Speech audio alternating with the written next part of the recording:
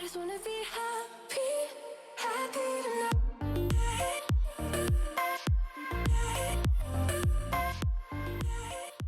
Salut guys! J'espère que vous allez bien! Joyeuse Halloween! Je sais qu'on n'est pas encore officiellement l'Halloween, mais on est la fin de semaine de l'Halloween, ok? Ce qui veut dire que c'est l'Halloween, clairement, ok? Les déguisements, les parties, ça commence aujourd'hui. Donc, c'est ça. Aujourd'hui, on se met dans un mood un petit peu plus calme. C'est pour ça que j'essaie de parler moins fort, parce que je veux me mettre dans un mood un petit peu plus spooky, parce que je vous raconte des histoires d'horreur. Car j'ai 3 histoires à vous raconter. Puis j'espère que je vais être capable de vous donner des petits frissons. Je suis même habillée pour l'occasion. J'ai mis mon costume que j'ai reçu dans la vidéo de mardi, que j'essayais des costumes de Wish. J'ai mis du noir sur mes lèvres, chose que je faisais tout le temps ça à l'université. Ça, c'était genre mon lipstick genre de tous les jours à l'université. Puis encore plus foncé, je pense. Fait que, ouais, c'est ça qu'on va faire aujourd'hui. Puis je vais vous chuchoter. Ben, pas vous chuchoter, mais genre, je vais vous parler dans les oreilles avec mon beau micro que j'ai déjà échappé. De là, la craque de fesses sur mon micro. Mais ouais, fait que sur ce, avant de commencer, je vais vous inviter à vous abonner à ma chaîne si c'est pas encore fait, puis de cliquer sur la petite sonnette pour être notifié à chaque fois que je poste. Sur ce, allons-y avec l'histoire numéro 1.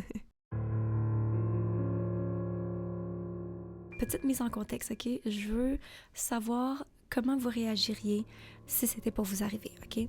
Donc, vous avez une amie qui vient chez vous un moment donné puis qui vous demande, on va l'appeler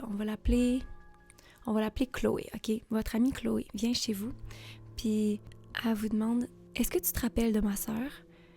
Puis là, toi, t'es comme, ben oui, je me rappelle de ta sœur, voyons là. Chloé, elle avait une sœur qu'on va appeler Laura, tiens. Puis les 2 sœurs étaient vraiment proches l'une de l'autre. Il y avait juste 1 an de différence quasiment, là. Laura était genre 1 an plus vieille, puis il était vraiment une famille proche, qui ses parents étaient encore ensemble, toute la kit. Puis il y a environ 2 ans de ça, Laura a disparu. Elle est juste complètement disparue, puis comme ça l'a semé la folie, les parents capotaient. Chloé a tellement pleuré, puis il y a personne qui savait où est-ce qu'elle était. Okay, les policiers ont tellement fait de recherches. Ils étaient comme, est-ce que quelqu'un aurait voulu l'enlever? Est-ce que quelqu'un lui voulait du mal?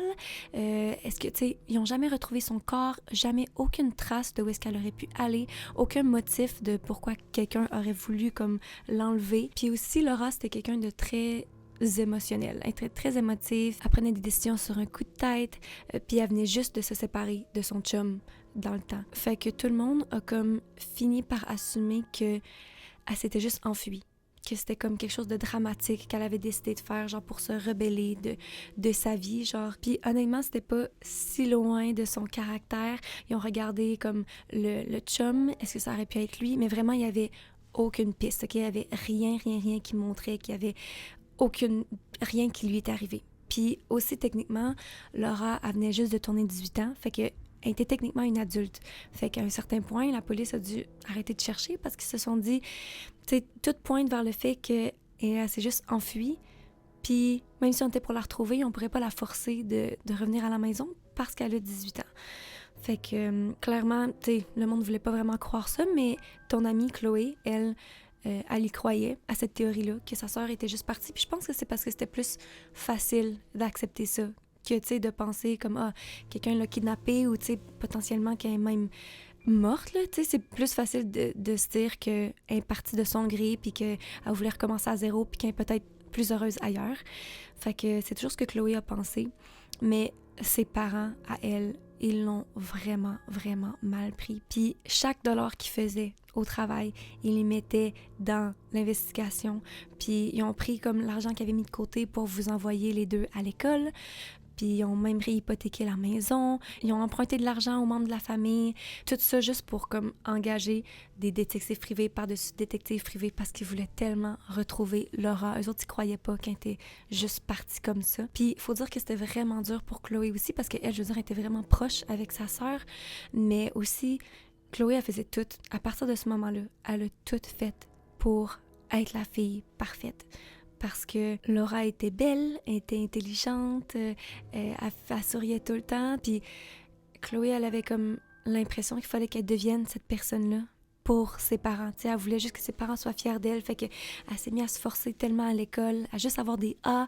Elle faisait la vaisselle à la maison, elle s'occupait genre des tâches ménagères. Elle avait un travail, elle payait pour ses propres affaires. Tu sais, elle essayait vraiment d'être la fille modèle pour que ses parents soient fiers d'elle. Parce qu'elle savait à quel point que ses parents l'avaient difficile avec tout ça, genre.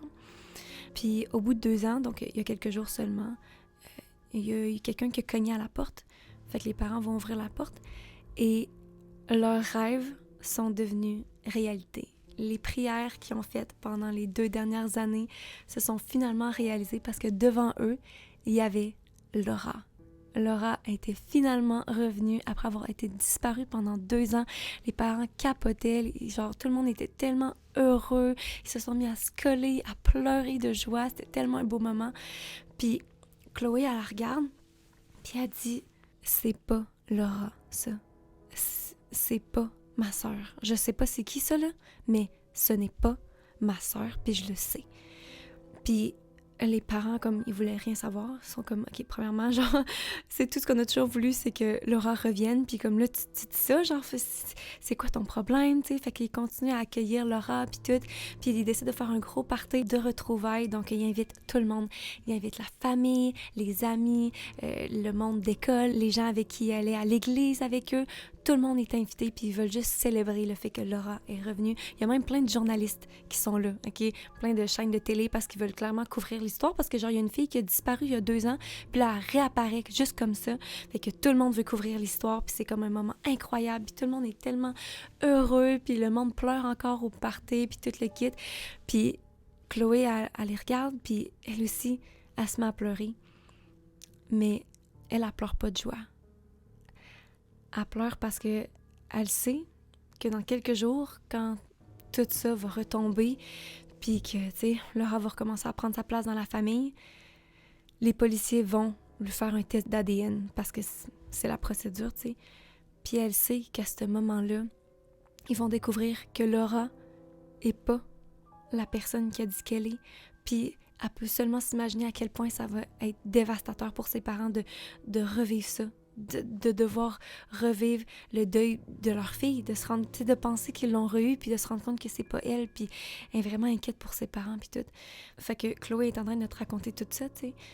Puis là, toi, tu lui dis, mais qu'est-ce qui te fait penser que c'est pas ta sœur, genre? Est-ce que, tu sais, je sais que c'est dur pour toi, puis peut-être que tu es sous le choc, tu sais, peut-être que tu as juste besoin de consulter, peut-être que tu t'as fait le deuil, justement, puis que t'étais juste pas prête à comprendre la réalité avec ta sœur qui revient dans le décor, ou peut-être que pendant les 2 dernières années, tu t'es tellement imaginé à ce que ta sœur revienne, tu t'es tellement imaginé comment la vie serait si elle était là, que là, le fait qu'elle arrive, puis que, tu sais, c'est sûr qu'elle a changé, là, tout le monde change en 2 ans, tu sais, peut-être que c'est juste pas comme tu t'étais imaginé dans ta tête, puis que t'as juste la difficulté à l'accepter, hein. Qu'est-ce qui te fait dire que t'es certaine que c'est pas elle, tu sais, t'es vraiment curieuse?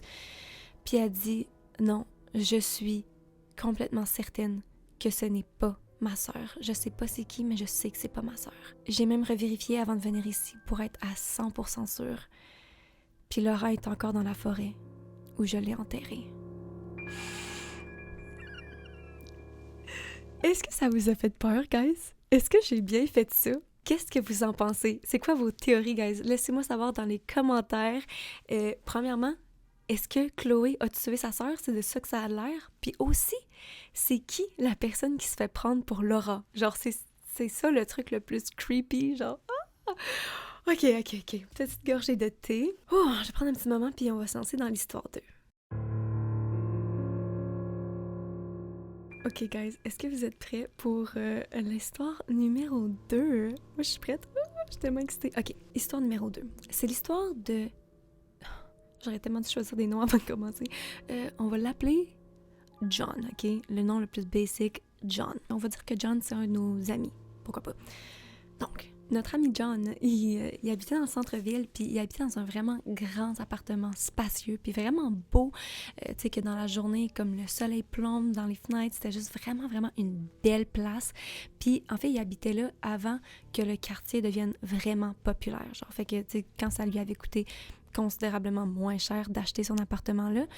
Puis, tu sais, le quartier, justement, c'était pas comme le plus fiable à ce moment-là. Genre, il y avait comme un voisin d'en haut qui était un petit peu sketch, là, un vieux monsieur que, tu sais, il a l'air de vendre la drogue, c'est bon, là, mais tu sais, rien d'intense. Puis l'appartement lui-même était vraiment malade. Fait qu'il a habité là pendant quelques années, puis à un moment donné, il a juste déménagé. Il a juste vendu son appartement, puis il est parti, puis tout le monde se demandait, genre, pourquoi est-ce qu'il est parti de là? Genre, c'était tellement comme l'appart. Genre, tout le monde aimait ça, aller là, c'était tellement une belle place. Puis le pire, c'est que, justement, le quartier était rendu en développement, puis s'il avait gardé son appartement à ce jour, son appart vaudrait, genre, comme plus qu'un demi-million, genre 500 000, 600 000, de quoi du genre. Puis là, maintenant, avec la hausse des prix, il serait genre même plus capable de racheter cette place-là. Genre, c'est à la limite comme il louerait même pas cet appartement-là. Comme. Fait que tout le monde était comme « Oh my God, il est donc bien fou, genre, d'être parti. » Puis comme, le monde comprenait juste pas pourquoi il avait déménagé. Fait que, tu sais, ses amis lui demandaient genre « Pourquoi est-ce que t'es parti? » Puis il explique que il y a une bonne soirée. Tout a commencé juste une soirée, comme par rapport. Il est allé se coucher, comme il avait sa petite routine, comme d'habitude, il revient du travail, genre métro, boulot, dodo, genre.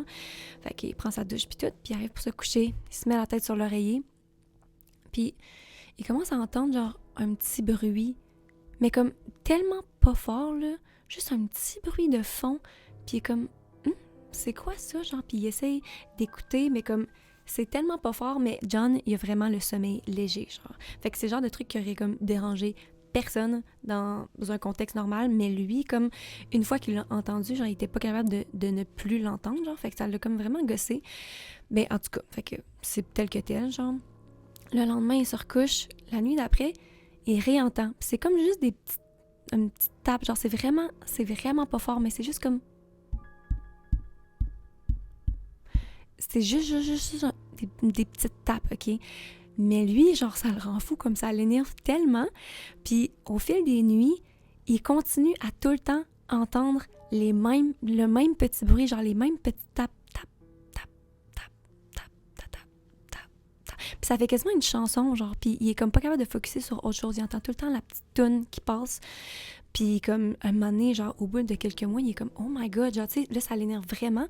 Mais il peut même pas faire de plainte de son parce que c'est pas assez fort, genre, tu sais, les policiers seraient comme « Ok, mais t'es fou, genre, c'est tellement pas fort, c'est sûr qu'on peut pas, genre, remplir un rapport pour ça ou quoi. » Puis il savait ça. Puis comme, il se doutait que ça venait, genre, de son voisin d'en haut, à un moment donné, genre, parce qu'il écoutait. Puis il voulait aller le confronter, tu sais, il voulait aller lui demander, il était comme « Est-ce que t'as comme un évier qui est mal fermé, tu sais, qui est brisé, puis que, genre, tu sais, il y a tout le temps, genre, une goutte qui tombe, genre. » Mais il voulait pas aller le voir parce que, comme je l'ai dit au début, comme il était un petit peu sketch, le voisin. Puis il avait juste peur que, comme, il soit, comme, fâché que John aille le voir pour ça, puis qu'à la limite, il fasse juste faire le son plus fort la soirée d'après, genre. Fait qu'il décide de rien dire, mais comme, ça continue, puis à chaque soir, il entend la même petite toune, tap, tap, tap, tap, tap, tap, tap, tu sais. Fait que là, un moment donné, il était juste comme, il était plus capable, puis il s'est dit, il faut que je déménage. Puis ça peut paraître comme une raison vraiment comme anodine de déménager, genre de quitter ton vraiment bel appart pour ça. Mais en même temps, il était comme, je peux juste pas m'imaginer vivre ici pour le reste de mes jours. Si le son est pour toujours arriver, genre ça me tente pas que comme, tu sais, je m'imagine pas genre être à 50 ans puis encore être autant énervée par le petit tapotage que j'entends, genre. Fait qu'il a juste décidé de comme déménager. Il a vendu son appartement, puis il est parti, puis c'était tout dans le fond. Puis là, plusieurs années après, il est au bar avec ses amis, puis tout le monde est sous, OK? On va dire que c'est l'Halloween, pourquoi pas? Ça peut toujours bien être le soir de l'Halloween. Ils sont au bar, tout le monde boit des bières, ils se font du fun, tout le kit. Puis à un moment donné, il y a un gars au bar, genre juste à côté, qui commence à parler, puis qui parle vraiment fort, puis qui dit genre « Hey, non, mais moi, genre, je connais le morse, genre, je suis capable de parler en code morse, puis tout le monde est comme « Aïe, ta gueule, genre, t'es sûr que tu sais pas parler le morse, puis tout. » Puis comme « Non, je vous jure, puis il essaie de convaincre ses amis, puis tout le monde est sous, fait que genre, ça crie, puis tout. » Puis à un moment donné, genre, il y a un des gars qui dit comme « Ah ouais, mais si t'es capable de parler le morse, vas-y, genre, parle-nous en morse, tu sais. » Fait que le gars, il commence à taper sur le bar. Puis... Est-ce que vous avez entendu ça? J'entends quelqu'un taper. Oh my God, j'ai vraiment eu peur. C'est quoi ce bruit-là? J'espère que vous l'avez entendu pour pas que j'ai l'air folle, mais j'espère que vous l'entendez pas pour pas que ça dérange parce que je vais juste continuer à raconter l'histoire. Fait que là, le gars, il se met à taper sur le bar, genre, puis il fait du morse, genre tap, tap, tap, tap, tap, tap, tap. Puis là, John, il est à la table juste à côté, puis il est comme, hé, mais j'ai déjà entendu ça, genre je connais ce rythme-là, cette chanson-là quasiment, tu sais. Fait que là, il s'en va voir le gars au bar, puis il est comme, hey, t'as entendu ça où, hein? Toi aussi, est-ce que t'as déjà entendu ça avant? Genre, qu'est-ce que ça veut dire? Est-ce que tu sais? Puis le gars au bar, il dit, ben oui, c'est facile. C'est le premier truc qu'on t'apprend dans l'armée. Ça veut dire, s'il vous plaît, aidez-moi.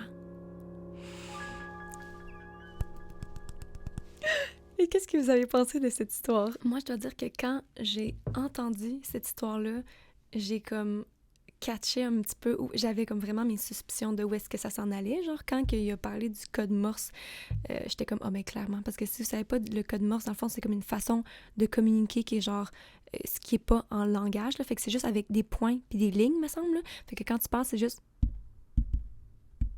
Ben, en tout cas, je sais pas comment parler le Morse, fait que je sais pas, pour vrai, c'est quoi.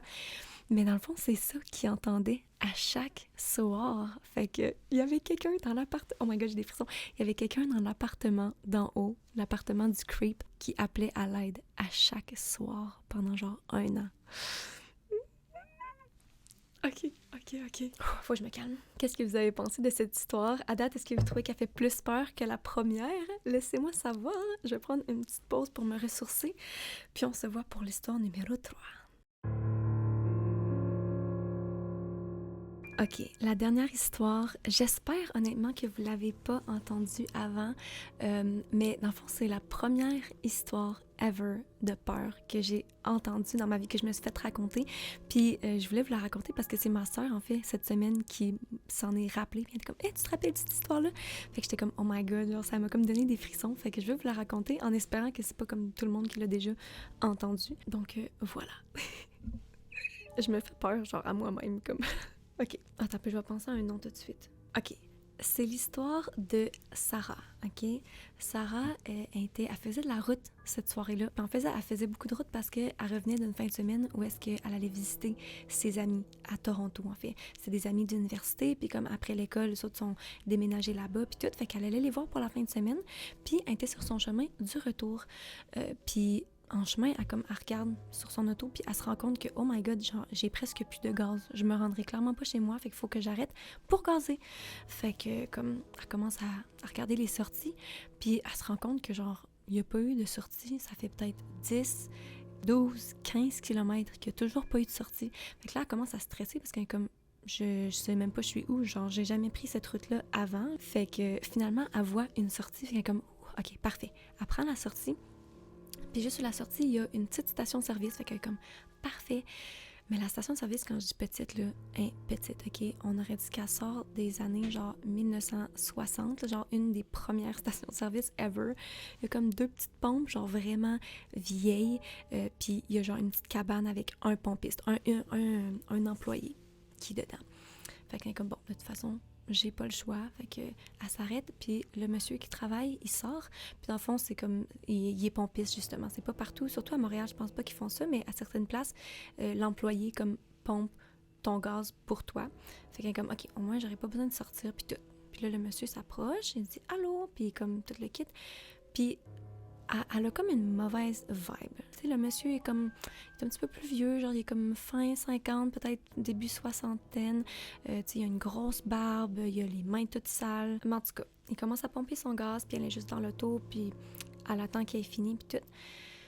Puis là, elle regarde dans le rétroviseur, puis elle voit que le monsieur, il commence à comme s'agiter de plus en plus, genre, puis il commence à comme regarder autour de lui, puis elle, ça la stresse, genre, il essaye de faire comme des eye contact, genre, il regarde Sarah dans le rétroviseur, puis il essaye comme, tu sais, il lui fait des gros yeux, puis tout, puis elle est comme, oh my God, wow, là, je sais pas qu'est-ce qu'il fait, mais comme, ça lui fait vraiment peur, genre, elle commence vraiment à avoir une mauvaise vibe, puis tout. Fait que là, finalement, il finit de remplir son auto, puis tout. Puis il va à côté de sa fenêtre. Fait qu'elle, elle ouvre la fenêtre juste un petit peu. Genre parce qu'elle veut pas comme... Tu sais, elle veut garder comme une distance parce qu'au moins, elle est encore dans son auto. Fait qu'elle se sent encore comme en sécurité. Fait qu'elle ouvre la fenêtre un petit peu. Puis elle lui tend un 50$ par le trou. Puis là, le monsieur, il dit... pour payer en argent, ça va être à l'intérieur. Faudrait que vous rentriez avec moi, s'il vous plaît. Puis là, toutes ces alarmes sonnent. Dans sa tête, là, Sarah est comme « Non, je veux... » Je sais pas pourquoi il essaie de me faire rentrer avec lui tout seul dans la petite cabane, au milieu de nulle part, super tard le soir, mais comme « Non, moi, j'y vais pas. » Fait qu'elle décide, elle est comme « Ah, c'est pas grave, je vais payer. » avec ma carte. Puis le monsieur, il continue à la regarder avec des gros yeux, genre, puis il la fixe, puis il dit « Ah, tu sais quoi, c'est pas grave, donne-moi ton argent, ton cash, puis je vais juste rentrer, puis je vais te ramener ton change ici, genre, mais je reviens, fait que bouge pas, attends-moi. » Puis là, elle a vraiment peur. À ce point-ci, elle est comme « Je sais pas si le monsieur, genre, il est juste... » il a l'air comme ça de nature, j'aurais vraiment des gros yeux puis il fixe le monde comme ça, peut-être qu'il est juste bizarre de nature, peut-être qu'il voit juste pas beaucoup de gens parce qu'on s'entend qu'on est dans un trou puis que peut-être qu'il y a de l'anxiété sociale ou quoi, ou peut-être qu'il y a d'autres intentions, genre c'est vraiment ça le feeling qu'elle a, genre qu'il y a vraiment des intentions bizarres avec elle, mais elle dit, moi, peu importe c'est quoi, je vais pas rester, ok? Genre, il me doit comme 10 piastres de change, mais moi, je vais pas rester juste pour mon 10 piastres. Fait que dès qu'il rentre, elle attend qu'il aille derrière la caisse puis tout, puis elle démarre son auto, puis elle part. Et comme moi, je reste pas ici pour savoir c'était quoi ses plans ou c'est quoi qui se passe puis tout. Puis juste après, le monsieur ressort, il court dehors, puis il voit l'auto de Sarah qui s'éloigne, puis il a l'air tout désemparé. Puis dans sa main, il y a le change, puis un petit bout de papier. Puis sur le bout de papier, il est écrit « Sortez de votre véhicule, il y a quelqu'un avec un couteau caché sur votre banquette arrière. » Je me suis donné moi-même des frissons, guys. Oh my God! OK. Qu'est-ce que vous avez pensé des 3 histoires d'aujourd'hui? Est-ce que je vous ai fait peur? Je veux savoir dans les commentaires quelle a été votre histoire favorite. Pauvre Sarah. Une chance que c'était pas notre amie dans cette histoire-là parce que on la reverra certainement pas. Oh my God, c'est tellement dark. Mais ouais, laissez-moi savoir ce que vous en avez pensé. Puis si jamais vous voulez entendre plus d'histoires, pas d'Halloween, mais des histoires de peur pour vous mettre dans le mood de l'Halloween, cette semaine, ma soeur puis moi, on a posté un podcast puis on se racontait des histoires de peur aussi. Donc je vais mettre le lien juste ici si jamais ça vous intéresse d'aller écouter ça. Et sur ce, guys, je vous souhaite encore une fois un joyeux Halloween. Je vous aime fort, je vous souhaite une bonne fin de soirée et puis on se voit dans la prochaine vidéo. Bye! Mouah!